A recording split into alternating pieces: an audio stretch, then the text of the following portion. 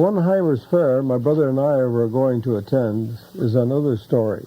We were going to walk to Heimer's on the PD railway, a distance of about 8 miles or more. This was just a little jaunt in those days. The day was perfect, in fact, a little too hot. We had walked about 3.5 miles past the little St. Pius Catholic Church, and rounding a curve just before the PD crossed Pitch Creek was Fred Sharp's farm. We sat down for a rest. Creever said, "You know, some of Sharp's honey and a drink of that spring water would sure go good right now." We thought that over and decided to check it out, which revealed that the Sharps must have gone to the fair at Heimer's. Their driving rig was gone. So here is how we planned on getting some of that honey. We would both enter the Beehive fenced-in enclosure. Pereira would run in and take the top off the hive, and I would follow and pick a rack out of the hive and make a speedy exit before the bees got too upset about the whole thing. Everything went pretty good, except in a flash I realized my brother had taken advantage of me.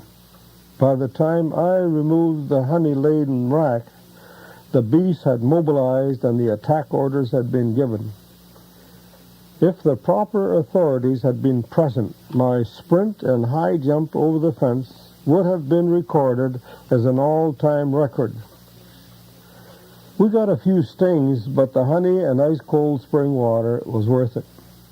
We had to return everything so Mr. Sharp wouldn't suspect anything. My brother said he would put the rack back in, and I could follow with the lid. I said, "No way. I took the rack out, and I'll replace it, and you can put the lid back on." When I put the rack back in, I knew the bees had sharpened their defense, for there was an immediate response.